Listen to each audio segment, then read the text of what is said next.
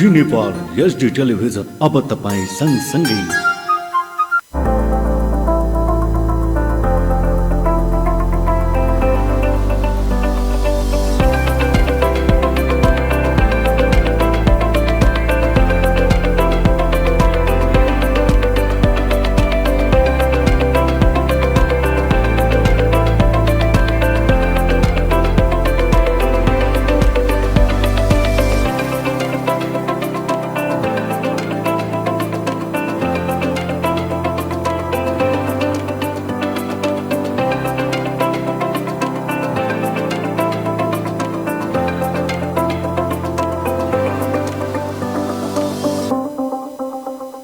नमस्कार, जी नेपाल एचडी टेलिभिजनको साप्ताहिक प्रस्तुति कार्यक्रम युवा तथा बालबालिकामा यहाँलाई हार्दिक स्वागत छ। म कार्यक्रम प्रस्तुता साहिल अन्सारी। दर्शकवृन्द, कार्यक्रम युवा तथा बालबालिका यहाँले हरेक साताको शनिबार 4:30 देखि 5 बजेसम्म र पुनः प्रसारण आइतबार 5 बजे जी नेपाल एचडी टेलिभिजनमा हेर्न सक्नुहुनेछ। बालबालिकाहरूको हक अधिकार संरक्षण, बालमैत्री स्थानीय शासन संवर्धन प्रवर्धन सँगै युवाहरूमा सशक्तिकरणको विषयमा केन्द्रित कार्यक्रम तपाईँ जी नेपाल एचडी टेलिभिजनमा हेर्न सक्नुहुनेछ। दर्शकवृन्द, अहिले मुलुक कोरोना भाइरसको आक्रान्तमा मचिएको छ। विश्वभरि कोरोनाको आक्रान्त मचिएको छ। कोरोनाबाट हाम्रो मुलुक पनि अछुतो रहेन, भन्नुपर्दा हाम्रो बाँके जिल्ला पनि अछुतो रहेन। कुरा गर्ने हो भने बाँके जिल्ला सुगम जिल्ला भनिन्छ, तर बाँके जिल्लाको यस्तो दुर्गम क्षेत्र पनि छ जहाँ इलेक्ट्रिसिटीको कुरा, विद्युतीयको कुराहरू अहिले पुगेको अवस्था छैन। र विश्वभरि यो महामारी फैलेको बेला त झन् जनतालाई आफ्नो स्वास्थ्यका हक र मानवाधिकारको प्रत्याभूति पनि भएको अवस्था पर्याप्त मात्रामा छैन। हामी कुरा गर्दैछौँ नरैनापुर गाउँपालिकाको, जो कि अहिले नरैनापुर गाउँपालिका एपिसेन्टर बनिसकेको छ र दिन प्रतिदिन जसरी कोरोना संक्रमितको संख्या पनि बढिरहेको छ, भोलिका दिनमा सावधानी अपनाइएन भने भोलिका दिनमा महामारी विकराल रूपमा अवस्था आउँदैन भन्ने भन्न सकिँदैन। यसका लागि स्थानीय सरकारदेखि सङ्घ सरकारले उत्तिकै संवेदनशील बन्न आवश्यक छ। विशेष गरी अहिले कोरोना संक्रमित बढी मात्रामा युवा वर्गमा देखिएको छ। भारतबाट नेपालमा आएका युवाहरूमा बढी मात्रामा कोरोना संक्रमण देखिएको छ। सोही विषयमा आज हामी कुराकानी गर्नका निम्ति विगत 1 दशक लामो अनुभव बटोलेका महिला, बालबालिका, युवाको विषयमा लामो समयसम्म काम गर्नुभएका एकजना यस्तो अभियन्ता जो बाल क्लबको यात्रादेखि अहिले जिल्ला युवा क्लब सञ्जालको नेतृत्व हाकिराख्नु भएको छ। सोहीसँगै अहिले गैर सरकारी संस्था महासङ्घ बाँकेको सचिव पनि हुनुहुन्छ र विभिन्न सामाजिक सङ्घ संस्थामा उहाँको सक्रिय भूमिका हामीले हेर्न पाउँछौँ। आज त्यो व्यक्तित्वलाई आज हामीले स्टुडियोमा निम्ताएका छौँ। उहाँ हुनुहुन्छ आशिष वर्मा। आउनुहोस् उहाँलाई स्वागत गरौँ। स्वागत आशिषजी।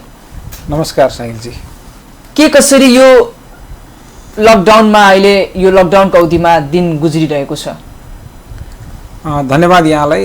म सबभन्दा पहिला चाहिँ यहाँलाई धन्यवाद दिन चाहन्छु, कार्यक्रममा निमन्त्रणा गर्नुभयो र मैले के पनि भन्न चाहन्छु यहाँलाई भने यो यस्तो समयमा यहाँले मलाई निमन्त्रणा गर्नुभएको छ जुन समय हामीले आफ्नो इतिहासको कालखण्डमा कसैले पनि आफ्नो समयमा कल्पना पनि नगरेको स्थिति।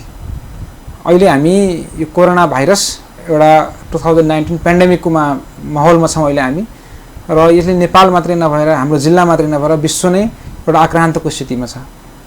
सो तपाईँले यो समयमा मलाई निमन्त्रणा गर्नुभयो र मैले चाहिँ तपाईँलाई धन्यवाद दिन चाहन्छु, तपाईँको टेलिभिजनलाई धन्यवाद दिन चाहन्छु र आफ्नो कुराहरू सुरुवात गर्नु पूर्व मैले यो कोरोना भाइरसकै कारणले नेपालमा मात्रै अहिले 14 जना र विश्वमा थुप्रो जनसङ्ख्याले चाहिँ जुन ज्यान गुमाउनु भएको छ उहाँहरूको परिवारप्रति र उहाँहरूप्रति हार्दिक संवेदना प्रकट गर्न चाहन्छु र यो कोरोना भाइरसको समयमा मलाई निमन्त्रणा गर्नुभएकोमा फेरि धन्यवाद दिन चाहन्छु।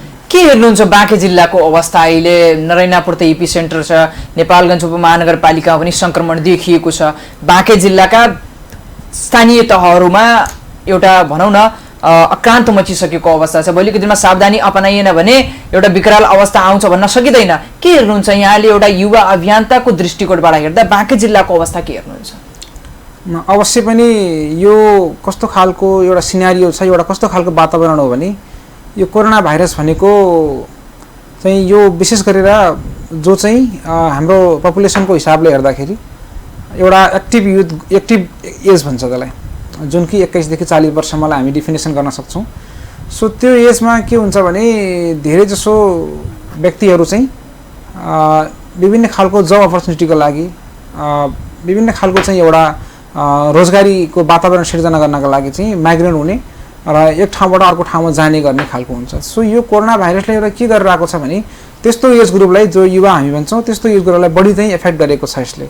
र बाँके जिल्लाको सन्दर्भमा कुरा गर्दाखेरि अवश्य पनि हामीलाई चाहिँ हाम्रो जिल्लामा यो सङ्ख्या बढ्नुको पछाडि कारण र अलिकति चाहिँ यो सङ्ख्याहरू चाहिँ भनौँ न एक खालको नरेनापुर जस्तो एरियाहरूमा हेर्दाखेरि यो किन बढिरहेको छ, किन यस्तो खालको देखिन्छ भन्दाखेरि सबैभन्दा मेजर यसको चाहिँ प्रब्लम के छ भन्दाखेरि हाम्रो चाहिँ इन्डिया चाहिँ हामीसँग ओपन बोर्डरको रूपमा रहेको छ, जुन चाहिँ इन्डियाबाट अझै पनि हामी भन्न सक्छौँ जुन अहिले भित्रिने क्रमहरू छ। सो त्यहाँबाट आउने जुन युवाहरू हुनुहुन्छ उहाँहरूबाट चाहिँ अलि बढी संक्रमण देखिएको छ। यो एउटा जस्तै अब बाँके जिल्लामा हेर्ने हो भने अब नरेनापुर गाउँपालिका एउटा एपिसेन्टरको रूपमा अहिले हामीले हेर्न सक्छौँ। यो खास गरी युवाहरूमा अलिकति बढी किन चाहिँ संक्रमण चाहिँ देखिएको भन्ने कुरा, यसको केही तथ्य सत्य प्रमाण अथवा यहाँको एउटा एनालाइसिस या अध्ययनले के बताउँछ? अनि एक्चुअली यो कुरा चाहिँ के हो भन्दाखेरि युवालाई बढी देखिनुको पछाडि कारण भनेको युवा वर्ग भनेको अहिलेको जनसङ्ख्या अनुसार सक्रिय वर्गको रूपमा मानिन्छ।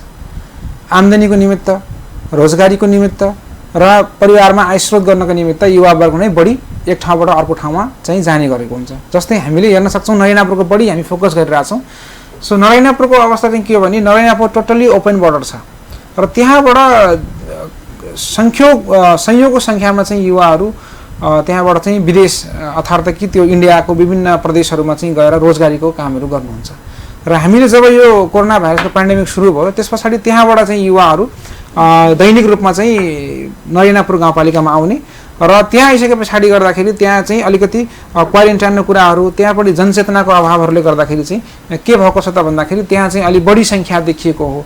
यद्यपि म यसलाई समग्रमा चाहिँ के मेसेज दिन चाहन्छु भने अवश्य पनि यो एउटा विकराल समस्याको रूपमा रहेको छ, तर यति भन्दै गर्दाखेरि हामी चाहिँ आत्तिनुपर्ने, डराउनु पर्ने, तर्सिनु पर्ने त्यही मलाई त्यस्तो केही कारण लाग्दैन। किनभने हामी यो युनिभर्सल रूपमै हेर्दाखेरि के छ भने यो एउटा पेन्डेमिक हो, यसले अवश्य पनि चाहिँ एउटा खालको स्वास्थ्यमा असर पुर्याएको छ, व्यक्तिको जीवनमा असर पुर्याएको छ। सो यसलाई हामीले के मेसेज दिन जरुरी छ भने अब बिस्तारै चाहिँ यो चाहिँ के हुन्छ त भन्दाखेरि मिनिमाइज हुन जान्छ। जस्तै हामी नरेनापुरको केस हेर्दाखेरि पनि त्यस्तो एकदमै कुनै समय चाहिँ टेस्टिङहरूले गर्दाखेरि मान्छेहरूको एकदमै इन्ट्री भएको कारणले बढेको हो। अहिले त्यहाँ बिस्तारै हामी क्रमिक रूपमा सुधार भइरहेको देखिरहेको छौँ। हामी बाँके जिल्लाको समग्र स्टाटस हेर्दाखेरि पनि अहिले इम्प्रुभमेन्ट नै देखिरहेको छ। तर यति भन्दै गर्दाखेरि फेरि भन्न के जरुरी छ भने हामी सबै सचेत रहन जरुरी छ। स्वास्थ्यमा आफ्नो चाहिँ दैनिक व्यवहारहरूलाई परिवर्तन गर्न जरुरी छ। हामी कुनै न कुनै हिसाबले चाहिँ यसलाई एउटा स्वास्थ्यको प्रमुख सवालको रूपमा चाहिँ यसलाई लिन जरुरी छ। यद्यपि यति भन्दै गर्दाखेरि अहिले हामीलाई यसको कारणले गर्दाखेरि थुप्रो समस्याहरू चाहिँ सिर्जना भएको छ। हाम्रो घरको आर्थिक स्थितिको कारणले गर्दाखेरि हाम्रो परिवारमा समस्या सिर्जना भएको छ। हामीले आफ्नो काम, दैनिक कामहरू गर्न नपाएको कारणले गर्दाखेरि हामीलाई त्यहाँ समस्या सिर्जना भएको छ। तर यी सबै कुराहरूले थाती राखेर अहिले हामीलाई जुन गभर्नमेन्टले लकडाउनको कुराहरू गरिरहेको छ, यसलाई पनि अब गभर्नमेन्टले बिस्तारै लकडाउनहरू खुकुलो बनाउँदै जाने भन्ने कुरा जस्तै अहिले मुलुक लकडाउनको स्थितिमा छ। कोरोना भाइरसको आक्रान्त विश्वभरि, नेपाल पनि आर्थिक सङ्कटमा छ। त्यो नेपाल मात्रै होइन, विश्वको 212वटा देश आर्थिक सङ्कटमा परिरहेको अवस्था छ।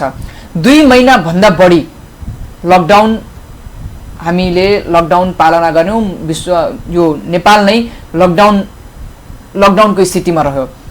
के हेर्नुहुन्छ, लकडाउन मात्रै विकल्प हो यो कोरोना भाइरस नियन्त्रणको लागि एउटा युवा अभियन्ताको दृष्टिकोणबाट हेर्दा? होइन, सबैभन्दा महत्त्वपूर्ण कुरा चाहिँ के हुन्छ भने यो पेन्डेमिक जब सुरु भयो त्यसको प्र्याक्टिसहरू हेर्दाखेरि विभिन्न खालको विभिन्न देशहरूले गरेको अभ्यास भनेको लकडाउनलाई चाहिँ एउटा आफ्नो प्र्याक्टिसको रूपमा ल्याएको छन्। यद्यपि त्यो लकडाउनले मात्रै चाहिँ यसको समस्याको समाधान हुन्छ भन्ने होइन। किनभने हामी अन्य देशहरूतिर हेर्दाखेरि पनि लकडाउन सँगसँगै त्यहाँ चाहिँ सबैभन्दा बढी चाहिँ टेस्टिङको कुराहरू बढाउने, PCR टेस्टिङको कुराहरू सँगसँगै आइसोलेसनको कुराहरूलाई चाहिँ अलिकति बढी फोकस गरेर चाहिँ त्यहाँ म्यानेजमेन्ट गर्ने र पिपुलहरुलाई बढीभन्दा बढी चाहिँ जनचेतना कस्तो खालको दिने भने नेपालमा अहिले दिने PCR को दायरा बढाइएको छैन, आरटीटी मात्रै गरेर पढाइरहेका छन्। त्यही भएर हामी चाहिँ एज अ युथ के भन्न चाहन्छु भने अब लकडाउन सँगसँगै लकडाउनको विकल्प पनि खोज्नु पर्दछ र सँगसँगै PCR को दायरा बढाउनु पर्दछ र हामीसँग भएको पर्याप्त स्रोत साधनहरूको उचितम प्रयोग गर्नुपर्दछ र यसलाई चाहिँ एकदमै गम्भीर इस्युको रूपमा लिएर स्पेशल कार्यक्रमको रूपमा ल्याएर गभर्नमेन्टले यसलाई चाहिँ जुन जसरी आइसोलेसन हामीले हेर्छौँ क्वारेन्टाइनहरू म्यानेजमेन्टको कुराहरू चाहिँ गाइडलाइन अनुसार भइरहेको छैन, आइसोलेसनको कुराहरू चाहिँ अलिकति व्यवस्थित तरिकाले गर्न जरुरी देखिन्छ त्यहाँनिर। सो यस्तो कुराहरूमा गभर्नमेन्टको अलि बढी पुस गर्न चाहिँ जरुरी मैले देख्छु खास। अब यसमा चाहिँ अलिकति not only for the lockdown होइन, अब यसलाई बढाएर हामी अलि बढी चाहिँ गभर्नमेन्टले स्ट्राटेजीहरू बदल्न जरुरी छ, जुन कुरा हामी सुनि पनि रहेछौँ कि गभर्नमेन्टले बिस्तारै अब आफ्नो स्ट्राटेजीहरू बदल्दैछ।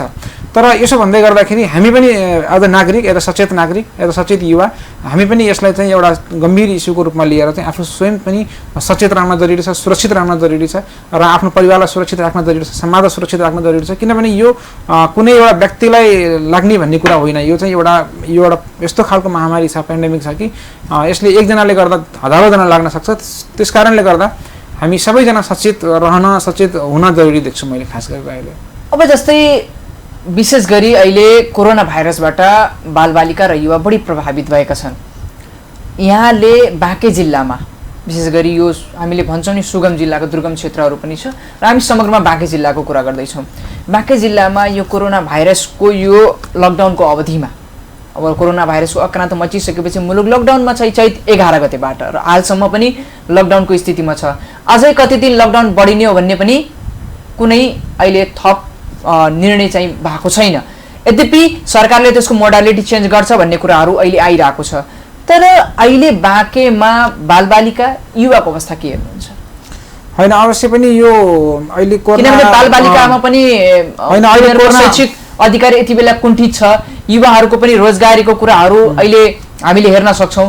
यी कुराहरूलाई कसरी हेर्नु? होइन, म तपाईँलाई यो विषयमा चाहिँ थोरै केही फ्याक्ट्स भन्न चाहन्छु। पहिला जस्तै कि नेपालमै हेर्दाखेरि अहिले यो कोरोना भाइरसले सबभन्दा बढी युथ पपुलेसनलाई चाहिँ यसले इफेक्ट पारेको छ। 60% युथलाई चाहिँ यसले असर गरेको छ र बाँकीको आज यो कार्यक्रम रेकर्डिङ हुँदासम्मको स्थिति हेर्दाखेरि 58% चाहिँ युथहरू चाहिँ यसबाट डाइरेक्ट इफेक्ट भएको पोजिटिभ केसेसहरू भएको देखिन्छ। सो यो दुईटै सिनारीलाई हेर्दाखेरि नेपालमा लगायत बाँके जिल्लामा पनि युथहरूको अलिकति बढी नै इफेक्ट छ, किनभने मैले अघि पनि भने कि त्यो बढी एक्टिभ युथ ग्रुप भएकोले गर्दाखेरि। अब चाहिँ समस्या के छ त भन्दाखेरि सबभन्दा पहिला बालबालिकासँग जाउँ। बालबालिकासँगको कुरा गर्दाखेरि चाहिँ अवश्य पनि अहिले बालबालिकाको सबैभन्दा इम्पोर्टेन्ट इस्यु भनेको शिक्षा हो, जुन कुरा उनीहरूले अहिले चाहिँ पाइरहेको छैन। शिक्षा 2 महिनादेखि एकदमै बन्द छ। यद्यपि त्यो बन्द हुँदाहुँदै पनि कतिपय अनलाइन माध्यमहरूबाट चाहिँ केही प्र्याक्टिसहरू सुरु गरिएको छ, त्यसलाई पनि हामी सकारात्मक रूपमा लिनुपर्छ। किनभने जस्तो समस्या आयो त्यस्तै चाहिँ त्यसलाई समस्यासँग जुझ्न पनि त्यो एउटा कला हो।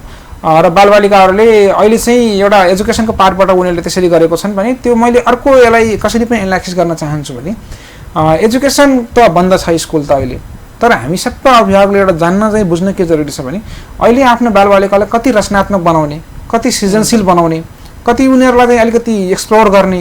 किनभने अहिले हामी हेर्छौँ नेपालमा कति धेरै प्यारेन्ट्सहरू चाहिँ आफ्नो बालबालिकालाई राम्रोसँग समय नदिरहेको स्थिति हुन्छ। त्यो किन त भन्दाखेरि कि त बिजनेसको कारणले गर्दा, कि त जबको कारणले गर्दा। तर अहिले त्यो चाहिँ बालबालिकाहरूको लागि चाहिँ राम्रो केयर गर्ने, राम्रो वातावरण दिने, एउटा सृजनशील बालबालिका बनाउनको क्रिएटिभिटी सिर्जना गर्नको लागि चाहिँ यो चाहिँ एउटा बालबालिकाको लागि चाहिँ एउटा सुनौलो एउटा टाइम हो जस्तो लाग्छ मलाई। सो त्यसमा प्यारेन्ट्सहरूको भूमिका चाहिँ, अभिभावकहरूको भूमिका चाहिँ महत्त्वपूर्ण देख्छु। एक अर्को चाहिँ युवाको सवालमा कुरा गर्दाखेरि अवश्य पनि युवालाई मैले बिचमा कुरा काटेँ, यो धेरै गहन विषय हो यो बालबालिकाहरूको शिक्षाको अधिकार सँगसँगै अहिले हामी जुन अनलाइनका क्लासको कुरा गर्दैछौँ, रेडियो क्लासको कुराहरू गर्दैछौँ, यो विषयमा धेरै गहन छलफल भएन कि भन्ने यस्तो कुरा पनि आम जनमानसबाट आइरहेको छ। जस्तै रेडियो क्लासको कुराहरू, अनलाइन क्लासको कुराहरू त हामी जस्तै फेरि हामी बाँके जिल्लामा रहेर नारायणपुरको कुरा गर्ने भने नारायणपुरमा त रेडियो राम्ररी टिप्छ कि टिप्दैन, त्यसको मेगा चाहिँ टिप्छ कि टिप्दैन भन्ने कुरा पनि हो। र त्यहाँका बालबालिका र नेपालगञ्जका बालबालिकामा त धेरै एउटा फरक छ नि त। त्यहाँ इन्टरनेट एक्सेस नहुन सक्छ, यहाँ इन्टरनेट हुन सक्छ। हुन त दुवै सकारात्मक प्रयासहरू त भएको छन् र त्यसको परिवर्तन पनि देख्न पाउँछौँ। तर कता कता यो अलिकति विभेद भयो कि भन्ने कुरा पनि आइरहन्छ। यसलाई कसरी सम्बोधन गर्नु? होइन, तपाईँले उठाउनु भएको मुद्दा जायज छ होइन। सबभन्दा पहिला चाहिँ हामी एउटा कुरा के बुझ्न जरुरी छ भने अहिले विद्यालयहरू चाहिँ किन बन्द छ भन्ने कुरा चाहिँ त्यसको खोजी नीति गर्न जरुरी छ। सबैभन्दा ठुलो स्वास्थ्य हो, स्वास्थ्यले गर्दाखेरि अहिले लकडाउन छ, लकडाउनको कारणले विद्यालय बन्द हुन गएको एक। दोस्रो कुरा तपाईले भनेको एनलाखेस म सहमत छु, कतिपय ठाउँहरूमा इन्टरनेट एक्सेस छैन, कतिपय ठाउँहरूमा रेडियो कार्यक्रम छैन, तर त्यति भन्दै गर्दा हामीलाई चाहिँ के चाहिँ बुझ्न जरुरी छ भने हामी सकारात्मक भएर चाहिँ सोच्न जरुरी छ कि जतिको लागि चाहिँ एक्सेस छ, जतिले सुन्न सक्नुभएको छ त्यतिको लागि चाहिँ केही राम्रो काम भएको छ भने त्यहाँबाट कुरा सुरुवात गर्न जरुरी छ। हामीले म्याक्सिमममा पुग्ने हो, तर म्याक्सिमममा पुग्दै गर्दाखेरि हामी कतिजना रिच गर्न सकेका छौँ भन्ने चाहिँ एउटा इम्पोर्टेन्ट पार्ट हुन्छ। ल ठिक छ, हामी नरेनापुरको लागि भनौँ या हामी यस्तो कुनै एउटा ठाउँलाई सोचौँ कि जहाँ चाहिँ कार्यक्रम सुनिँदैन, रेडियो कार्यक्रम, त्यहाँ अनलाइन एक्सेस छैन, र ठिक छ त्यहाँको बालबालिकालाई बेनिफिट भएन, तर त्यो भन्दै गर्दाखेरि कार्यक्रम सञ्चालन नगर्नु त राम्रो होइन एकदम। किनभने हामीले जे गरिरहेको छौँ यो सिचुएसनमा हामीले जतिले रिच गर्न सकेका छौँ त्योलाई एउटा हामी सकारात्मक ढङ्गबाट सोच्न जरुरी छ। किनभने त्यतिको जनसङ्ख्याले त्यतिको बालबालिकाहरूले बेनिफिट पाउनुभएको छ एक। अर्को चाहिँ के छ भने अब हामीसँग अहिले एउटा अपर्च्युनिटी के छ भने अहिले हामीसँग 3 तहको सरकार छ, सङ्घीय सरकार, प्रदेश सरकार र स्थानीय सरकार। ठिक छ, अब अनलाइन क्लासेसको विकल्पहरू अरू के हुन सक्छ? अब आफ्नो स्थानीय तहको शिक्षा शाखा छ, छुट्टै डिपार्टमेन्ट हुन्छ त्यहाँ रहेका बालबालिकाहरूलाई कसरी चाहिँ पठनमा चाहिँ उनीहरूलाई इन्गेजमेन्ट गर्न सकिन्छ भन्ने आफ्नो लोकल, त्यसैले गर्दाखेरि संहिता आएको हो। त्यसैले गर्दाखेरि चाहिँ देशमा लोकल्ली चाहिँ आफ्नो योजनाहरू बनाउन सकिन्छ कि त्यहाँ लोकल परिवेशलाई, त्यहाँको वातावरणलाई, त्यहाँको सन्दर्भलाई जोडेर कार्यक्रमहरू ल्याउन सक्छौँ हामीले भनेर नै यो वातावरणको सिर्जना भएको हो। त्यसो भन्दै गर्दाखेरि अहिले हामीले जे गर्न सुरुवात गरेका छौँ यसलाई सकारात्मक मान्नुपर्छ र अबको दिनमा चाहिँ हामीले कसरी जाने भन्ने योजना बनाउन जरुरी छ। यति मैले भने यो विषयमा चाहिँ अहिले। र अहिले जे अनलाइन क्लासेसहरू सुरु भएको छ यो जस्ट सुरु मात्रै गर्ने, चलाउने मात्रै होइन कि यसको पृष्ठभूमिमा बसेर यसको चाहिँ यसको प्रभावकारिताको अध्ययन हुन चाहिँ जरुरी छ। यसको कन्टिन्युटी यो कुराहरू जरुरी छ। यो कति कसरी भइरहेको छ, समयअनुसार छ कि छैन, कम्तीमा सुने जतिकोले कति बुझेको छन् भन्ने कुराहरू चाहिँ प्रभावकारितासँग चाहिँ मेरो एकदमै यसमा चाहिँ जोड छ। यो चाहिँ यो हुनुपर्छ भन्ने कुराहरू चाहिँ यसमा। तर फेरि बटम लाइन चाहिँ के हो भने बालबालिकाहरूलाई अहिले चाहिँ अभिभावकहरूले राम्रो शिक्षा दिन सक्ने, क्रिएटिभ आइडिया दिन सक्ने अवसर चाहिँ हो यो सबैको लागि चाहिँ अहिले भन्ने म भन्न चाहन्छु। अर्को कुरामा तपाईँसँग जोड्न चाहन्छु युवाको लागि। एकदम मैले चाहिँ युवालाई कसरी विश्लेषण गर्न चाहन्छु भने एज अ म पनि एउटा युवा भएकोले गर्दाखेरि अहिले हाम्रो देशको सबैभन्दा ठुलो आर्थिक कुरा कहाँ डिपेन्डेन्ट छ भन्नुहुन्छ भने हामी आफ्नो देशभन्दा बाहिरको देशमा निर्भर छ हाम्रो देशको युवाहरू। चाहे त्यो खाडी मुलुक होस्, चाहे त्यो भारतमा होस्, चाहे त्यो चाहिँ अन्य कुनै कन्ट्रीमा होस्, त्यहाँ धेरै युवाहरू हाम्रो त्यहाँबाट जानुहुन्छ। त्यो कुरा सबैलाई थाहा छ। हाम्रो अहिलेको सिनारीले के बदलिदिएको छ भने अब थुप्रो त्यस्तो 10,000 लाखभन्दा बढी युवाहरू चाहिँ नेपाल भित्रिने सम्भावना छ अब छ। र अहिले पनि दैनिक जसो इन्डियाबाट जहाँ चाहिँ ओपन बोर्डर छ, जहाँ भिजा पासपोर्ट चाहिँदैन त्यहाँबाट चाहिँ आउँदै हुनुहुन्छ इन्डियाहरू। सो यो के छ भने यो स्थितिमा जसले हिजो रोजगारी गरिराख्नु भएको थियो उहाँहरूको लागि एउटा ठुलो चुनौती चाहिँ बन्दैछ। अब के हुन्छ भने भन्दाखेरि त्यो युवाहरूको मनमा अवश्य पनि केही न केही त्यस्तो खालको अब हामी के गर्छौँ, अब हाम्रो इन्गेजमेन्ट कहाँ रहन्छ, अब हाम्रो त आम्दानीको स्रोत कसरी हुन्छ भन्ने मनभित्र आउनु एकदमै स्वाभाविक हो र त्यसलाई चाहिँ हामी सकारात्मक ढङ्गले लिनुपर्दछ। मैले चाहिँ जोड्न के चाहन्छु भने यति भन्दै गर्दाखेरि अब चाहिँ के छ भने भर्खर मात्रै 2077 जेठको 15 गते मान्य सङ्घीय संसदमा चाहिँ एउटा बजेट पनि प्रस्तुत भएको छ। त्यो बजेटको केही बुँदाहरू चाहिँ म यहाँलाई अहिले चाहिँ एउटा सबैलाई म जानकारी गराउन चाहन्छु। यद्यपि म यो कुरा जानकारी गराउँदै गर्दाखेरि यसको प्रभावकारिता कसरी रहन्छ, यो कसरी अगाडि बढ्छ, यसको कार्यनीतिहरू कसरी बन्छ त्यो दोस्रो पाटोमा हुन्छ। तर अहिले चाहिँ के एउटा भएको छ भने कोरोना भाइरसको कारणले गर्दाखेरि विदेशबाट नेपाल प्रवेश गर्ने युवाहरूलाई रोजगारीमूलक वातावरण सिर्जना गर्नको लागि सिपमूलक तालिमहरूको वातावरण सिर्जना गर्ने 50,000 भन्दा बढी युवाहरूलाई चाहिँ एउटा रोजगारीमूलक तालिमहरू दिने भन्ने एक चाहिँ उनीहरूको बुँदामा आएको छ। 64 नम्बरको बुँदामा गएर हेऱ्यौँ भने त्यो देखिन्छ। हाम्रो 63 नम्बरको बुँदामा के देखिन्छ भने प्रधानमन्त्री रोजगारी कार्यक्रम सञ्चालन गर्ने र प्रधानमन्त्री रोजगारी कार्यक्रम सञ्चालन गर्दाखेरि चाहिँ स्थानीय युवाहरूको चाहिँ परिचालन गरेर त्यस्तो खालको कार्यक्रमहरू सञ्चालन गर्ने त्यो एउटा पोजिटिभ पार्ट देखिएको छ। अर्को तपाईँले 66 नम्बरमा गएर हेर्नुभयो भने के भनिएको छ भने यदि तपाईँको कुनै पनि अब नेपालमा कुनै पनि रोजगारी सिर्जना गर्नको लागि कुनै पनि देशको नागरिकले यहाँ कुनै काम गर्न पर्यो भने श्रम स्वीकृति नलिकन चाहिँ काम गर्न पाउँदैन। त्यसको अर्थ के भन्न खोजेको छ भने नेपाली युवाहरूलाई अवसर दिन्छु भन्ने खोजेको छ। सो यो आएको छ। अर्को आज मात्रै बिहान पनि मैले एउटा हाम्रो प्रदेश नम्बर 5 को मुख्य हाम्रो चाहिँ सामाजिक विकास मन्त्रीसँग एउटा वेबिनार मिटिङ थियो हाम्रो र त्यसमा पनि के कुरा भएको छ भने प्रदेश नम्बर 5 ले योजना आयोग मार्फत अहिले विदेशमा रहेका युवाहरूलाई अनलाइन फर्म मार्फत कस्तो खालको रोजगार गर्न चाहनुहुन्छ तपाईहरु भनेर एउटा अनलाइन सर्वे पनि हुँदैछ। तपाईँहरूको दक्षता, तपाईँहरूको सिप, तपाईँहरूको इन्ट्रेस्ट के कुरामा छ भन्ने खालको एउटा सर्वे हुँदैछ र त्यो सर्वेले के पनि देखाइरहेको छ भने अहिले धेरैजसो युवाहरू चाहिँ कृषिभन्दा पनि सेवामूलक कार्यमा लाग्ने इच्छा बढी देखाइराख्नु भएको छ। यो चाहिँ के हो भने गभर्मेन्टले ल्याएको अहिले चाहिँ नयाँ बजेटमा चाहिँ अहिले युवाको लागि चाहिँ गर्न खोजेको कामहरू। अब प्रश्न कहाँनिर आउँछ भन्दाखेरि यो कार्यक्रमहरूलाई गभर्मेन्टले अझै स्पेसिफिक गर्न जरुरी छ। अझै यतिका कार्यक्रमहरू सरकारले आफ्नो नीति तथा कार्यक्रममा प्रस्तुत गर्यो, त्यसपछि जेठ 15 गते माननीय अर्थमन्त्रीजीले बजेट भाषण पनि गर्नुभयो, यसको कार्यान्वयनमा कतिको चुनौती हेर्नुहुन्छ? म आउँदैछु। सबभन्दा मैले चाहिँ मेरो अनुरोध चाहिँ के छ भने यो भन्दा अघिल्लो वर्ष पनि युवाहरूको लागि सुनौलो योजनाहरू त संसदमा प्रस्तुत भयो, तर त्यसको कार्यान्वयन र प्रभावकारितामा कतिको अवश्य पनि एउटा सचेत नागरिकको हिसाबले गर्दाखेरि यो सोच्नु पनि स्वाभाविक हो। र मलाई चाहिँ के लाग्छ भने यो पहिला चाहिँ हामी कुरा कहाँबाट गर्नुपर्छ जस्तो लाग्छ भने सबैभन्दा पहिला चाहिँ हाम्रो नीति तथा कार्यक्रममा के बुँदाहरू आएको छ भन्ने हामीले टेक्ने हो पहिला, जुन कुरा मैले यहाँ सबै यो टेलिभिजन मार्फत जानकारी गराउन चाहे। सो सबैभन्दा इम्पोर्टेन्ट कुरा चाहिँ के हुन्छ भने पहिला सूचनाबाट हामीले थाहा हुनुपर्छ। अर्को तपाईँलाई मैले जानकारी गराउँ, हाम्रो नेपालको कुल जनसङ्ख्याको 40% जनसङ्ख्या चाहिँ युवाको जनसङ्ख्या छ एकदम। र यसले के पनि एउटा इन्डिकेसन गर्छ भने जहाँ जनसङ्ख्या चाहिँ 40% जस्तो हुन्छ भने त्यहाँ चाहिँ गभर्मेन्टको इन्भेस्टमेन्ट राम्रो भएन, गभर्मेन्टले यसलाई प्रायोरिटीको रूपमा हेरेन भनेपछि त्यहाँ दुईवटा सम्भावना हुन्छ। हेऱ्यो, राम्रो गर्यो भने अबको आउने दिनमा नेपालको विकास हुने सम्भावना पनि म्याक्सिमम देखिन्छ। तर यति धेरै युवा जनसङ्ख्यालाई व्यवस्थित गर्न सकेन, व्यवस्थापन गर्न सकेन, ल्यायो कार्यक्रम, नीति कार्यक्रम जस्ट डकुमेन्टको लागि, कागजको लागि मात्र ल्यायो भने त्यसले अवश्य पनि वातावरणलाई बिगार्छ, त्यसले यहाँको सन्दर्भलाई बिगार्छ, यहाँको परिवेशले बिगार्छ। त्यसले गर्दाखेरि अब म तमाम युवा साथीहरूलाई चाहिँ के अनुरोध गर्न चाहन्छु भने गभर्मेन्टले ल्याएको नीति तथा कार्यक्रम हामीलाई अध्ययन गर्न जरुरी छ र अब त्यो नीति तथा कार्यक्रमको प्रभावकारिताको लागि, कार्यान्वयनको लागि प्रश्न उठाउन जरुरी छ। हामीले अब एउटा सचेत नागरिकको हिसाबले, एउटा सचेत युवाको हिसाबले हामी अब यसको प्रभावकारी कार्यान्वयन हुनको लागि हामीलाई आफ्नो ठाउँबाट सकारात्मक दबाव सिर्जना गर्न मैले आवश्यक देख्छु र त्यो साथीहरूले गरि पनि राख्नु भएको छ भन्ने कुरा देख्न चाहन्छु मैले। र सँगसँगै अब हामीलाई पहिलाको सन्दर्भमा कस्तो थियो भने हामी जे कुरा पनि केन्द्र सरकारसँग जानुपर्ने स्थिति, सङ्घीय सरकारसँग जानुपर्ने स्थिति थियो भने अहिले अब सङ्घीय सरकारले ल्याएको नीति तथा कार्यक्रमको आधारमा अब स्थानीय सरकारले पनि कार्यक्रम बनाउँछ। अब त्यहाँ पनि हामीले खबरदारी, पहरादारी गर्न जरुरी छ, आफ्नो प्रश्नहरू उठाउन जरुरी छ। अबको यो समयमा यस्तो अवस्थामा युवाको लागि कस्तो कार्यक्रम ल्याउनुहुन्छ तपाईँहरूले, न कि हिजोको जस्तै बजेट आउँछ कि अबको बजेट चाहिँ परिमार्जित भएर आउँछ। रोजगारी गुमाएका युवाको लागि रोजगारी दिने खालको कार्यक्रम आउँछ, कोरोनाबाट प्रभावित परिवारको लागि, कोरोनाबाट प्रभावित समुदायको लागि विकास गर्ने खालको कार्यक्रम आउँछ।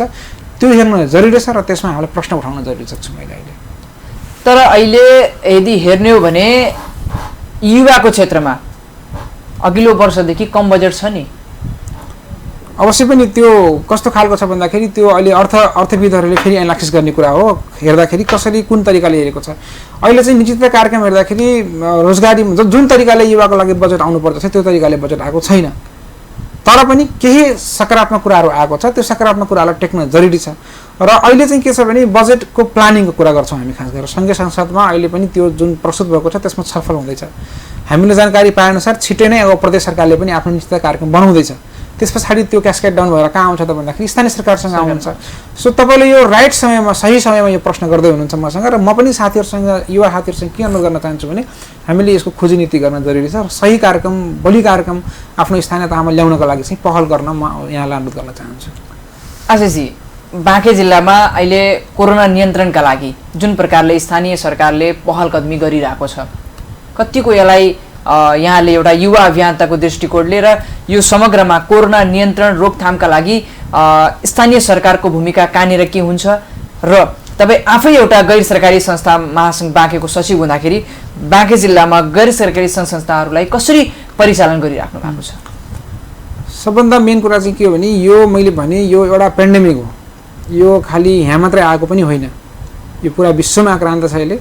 र यस्तै ठुलो महामारी आउँदाखेरि यो कुनै एउटा सरकारले, स्थानीय सरकारले, एउटा कुनै एनजिओले, एउटा कुनै व्यक्तिले गरेर चाहिँ हुँदैन।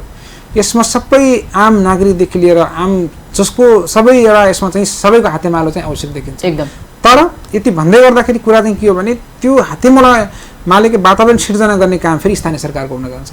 स्थानीय सरकारले यहाँको संस्था, सबैलाई एउटै डोरीमा बाँध्ने काम त स्थानीय सरकारको हो। व्यक्तिसँग, यहाँको सरकारसँग, यहाँको राज्यसँग, सुरक्षासँग कसरी समन्वय सहकारी गर्छ भन्ने कुरा चाहिँ महत्त्वपूर्ण हुन्छ। र मेरो कुरा चाहिँ के छ भने अवश्य पनि हामीले यहाँ चाहिँ अहिले हेर्दाखेरि अवश्य पनि क्वारेन्टाइनको व्यवस्थापनको कुरा हेर्दाखेरि हामी पालिकाहरूमा अव्यवस्थित नै पाउँछौँ। त्यो मैले मात्रै भनेको होइन, यहाँको मिडियाले पनि भनेको छ, प्रत्यक्षदर्शीले पनि भनेको छ, र जो त्यहाँ बसेर आउनुभएको छ उहाँले पनि भन्दै गर्नुहुन्छ। परिचालन गर्ने कुराहरूमा हेर्दाखेरि तपाईँको जुन तरिकाले कोर्डिनेसन हुनुपर्छ त्यो तरिकाले भएको छैन। तर हामी as a youth, as a नागरिक समाज हामीले अहिले यसमा सरकारको जस्तो नीतिहरू छ, जस्तो कार्यक्रमहरू छ, हाम्रो काम चाहिँ के हुन्छ भन्दाखेरि विशेष गरेर हामीले सहयोग पनि गर्ने हो, तर राम्रो हुनको लागि हामीले प्रेसर पनि दिने हो। त्यस कारणले गर्दाखेरि हामी चाहिँ के चाहन्छ भने बाँके जिल्लामा जे भइरहेको छ यसलाई पोजिटिभली लिएर अझै यसलाई सशक्त रूपमा राम्रो बनाउनको लागि चाहिँ अझै यसमा युवाको भूमिका के हुन्छ? अवश्य पनि तपाईँ पोइन्टमा आउनुभयो। म तपाईँले के भन्न चाहन्छु भने अहिले चाहिँ म युवाको क्षेत्रमा काम गरिरहेको कारणले मैले युवाको भूमिकाहरूलाई केही पोइन्ट आउट गरेको छु, केही नोट डाउन गरेको छु, त्यो म यहाँ भन्न चाहन्छु। अहिले सबभन्दा बढी के छ भने यो पेन्डेमिक सँगसँगै पछि ल्याउने समस्या सिर्जना के हुने भने अब हामी सबैलाई थाहा भइरहेको, रिपोर्टले पनि देखाइरहेको छ कि जेन्डर वाइज भाइलेन्स बढ्ने सम्भावना बढी हुन्छ यस्तो बेलामा। बालबालिकाहरूलाई समस्या सिर्जना हुने समस्या हुन्छ। त्यस कारणले एउटा भनेको जनचेतना अभिवृद्धिको लागि युवाले भूमिका खेल्नुपर्ने जरुरी देखिन्छ। दोस्रो भनेको हामीसँग हाम्रो स्थानीयतामा रहेको क्वारेन्टाइन व्यवस्थापनको लागि युवाले भूमिका खेल्न सक्नुहुन्छ, जुन अहिले खेली पनि राख्नुभएको छ। राहत वितरण प्रक्रियामा हामीले स्थानीय सरकारलाई धजाउन पनि जरुरी छ, सँगसँगै सहयोग पनि गर्न जरुरी छ हामीले अहिले। त्यसै सँगसँगै हामी के पनि देख्छौँ भने अहिले पब्लिक ओभरसाइट भन्छ हामीले, नागरिकको तर्फबाट सचेत नागरिकले उठाउने प्रश्नहरू पनि उठाउन जरुरी छ अहिले हामीलाई। र सँगसँगै महिला, बालबालिका र युवाहरूलाई कसरी संरक्षणको सवाललाई, मुद्दालाई अगाडि बढाउन सकिन्छ भन्ने विषयमा उहाँहरूको अहम भूमिका रहन्छ। र यति भन्दै गर्दाखेरि मैले के भन्छु भने अहिले हामीसँग समय छैन, तर नेपालको थुप्रो जिल्लाहरूमा, थुप्रो स्थानीयताहरूमा युवा साथीहरूले खेलेको भूमिकालाई सरकारले प्रशंसा गर्नुपर्ने हुन्छ। नेपालगञ्जमा पनि हेर्दाखेरि राहत वितरणको प्रक्रियामा स्थानीय युवाले खेलेको भूमिका महत्त्वपूर्ण छ। नेपालगञ्जमा सुरक्षा निकायदेखि लिएर विभिन्न खालको निकायहरूले युवाहरूले जुन एउटा स्वयंसेवी भावनाले कामहरू गरिराख्नु भएको छ त्यसको प्रशंसा गर्न जरुरी छ। र सँगसँगै यो सन्दर्भमा युवाहरूले अहिले स्वयंसेवी रूपमा जो कामहरू गर्दै हुनुहुन्छ यसलाई स्थानीय सरकारले मनन गरेर उहाँहरूको समन्वय सहकार्यको बाटो बनाउनलाई अझै अगाडि बढाउनको लागि चाहिँ मैले आवश्यकता देख्छु र त्यो आवश्यक छ जस्तो लाग्छ मलाई। अब हामी लगभग कार्यक्रमको अन्तमा आइसकेका छौँ। हाम्रो जी नेपाल एसडी टेलिभिजनद्वारा सञ्चालित यो कार्यक्रम युवा तथा बालबालिका हेरेर बस्नुहुने सम्पूर्ण दर्शक महानुभावहरूलाई के भन्न चाहनुहुन्छ? सबभन्दा पहिला यहाँलाई धन्यवाद छ, यो मलाई आफ्नो कुरा राख्ने जुन एउटा अवसर दिनुभयो। र मैले यो टेलिभिजन मार्फत सबैले के अनुरोध गर्न चाहन्छु भने हामी यो कोरोना भाइरस पेन्डेमिकको अवस्थामा छौँ अहिले। यस्तो अवस्थामा हामी सबैजना सचेत रहन आवश्यक छ। आफ्नो दैनिक जुन व्यवहारहरू छ, हाम्रो जुन सरसफाइसँग सम्बन्धित त्यसमा सचेत रहन जरुरी छ र आफ्नो परिवारलाई, आफ्नो समाजलाई सुरक्षित राख्न जरुरी छ। र यति लास्टमा चाहिँ के भन्न चाहन्छु भने कोरोना भाइरस लागेको व्यक्तिलाई या शङ्का लागेको व्यक्तिलाई हामीले अहिले समाजमा हामीले उहाँलाई नकारात्मक दृष्टिकोणले हेर्ने होइन कि असहयोग गर्ने के होइन कि हामीले माया गरेर सम्झाएर उहाँ सबैजना एउटा सामाजिक एकीकरण गरेर एउटा एक खालको हाम्रो चाहिँ सोसल इन्टिग्रेसनलाई पनि कायम राख्न जरुरी छ, सद्भावलाई पनि कायम राख्न जरुरी छ। र यो चाहिँ एउटा एक खालको पेन्डेमिक हो, यससँग सबै मिलेर एकदमै सँगसँगै गएर जुझ्न आवश्यक छ। र यसको लागि चाहिँ हामी समाधानको बाटो खोज्ने हो, न कि हामीले कसैले कोरोना भाइरस लागेको छ भनेर हामी एकदमै सामाजिक रूपमा चाहिँ असहयोग गर्ने, अलिकति चाहिँ उहाँलाई नेगेटिभ तरिकाले हेर्ने कामहरू चाहिँ हामी युवाहरूले र समाजको कुनै पनि व्यक्तिले त्यस्तो कामहरू गर्नु हुँदैन र गर्नुहुन्न भन्ने म अनुरोध गर्न चाहन्छु। हस् त, यति व्यस्तताको बावजुद पनि हामीलाई समय प्रदान गर्नुभएकोमा यहाँलाई धेरै धेरै धन्यवाद। धन्यवाद। दर्शकवृन्द, कार्यक्रम युवा तथा बालबालिकाको आजको समय सीमा यहीँ सकिएको छ। आज हामीले विगत लामो समयदेखि बालबालिका र युवाको क्षेत्रमा क्रियाशील भएर काम गर्ने जिल्ला युवा क्लब सञ्जाल बाँकेका अध्यक्ष एवं गैर सरकारी संस्था महासङ्घका सचिव आशिष वर्मासँग हामीले कुराकानी गऱ्यौँ। मुलुक यतिखेर लकडाउनको स्थितिमा भइरहँदा हामीले लकडाउनको पालना सँगसँगै आफ्ना बालबालिका र परिवारलाई विशेष संरक्षणको पनि खाँचो छ। हामी अन्ध्यारोमा उज्यालो खोज्दैछौँ। निश्चित छ अन्ध्यारोपछि उज्यालो पक्कै पनि आउँछ। हामी धैर्य धारण गर्नुपर्ने हुन्छ। हामी विश्वभरि कोरोनासँग लड्दै गर्दा हामी उच्च मनोबल राखेर कोरोनासँग हामीले लड्नुपर्ने बेला हो। अवस्था अर्को साता नयाँ विषय र नयाँ पात्रका साथमा उपस्थित हुने बाचासहित म लगायत मेरो टिमलाई बिदा दिनुहोस्। हामीलाई युट्युब, इन्स्टाग्राम, फेसबुक र युट्युबमा पनि फलो गर्न सक्नुहुनेछ। अवस्था जी नेपाल एसडी टेलिभिजन हेर्दै गर्नुहोला। नमस्कार।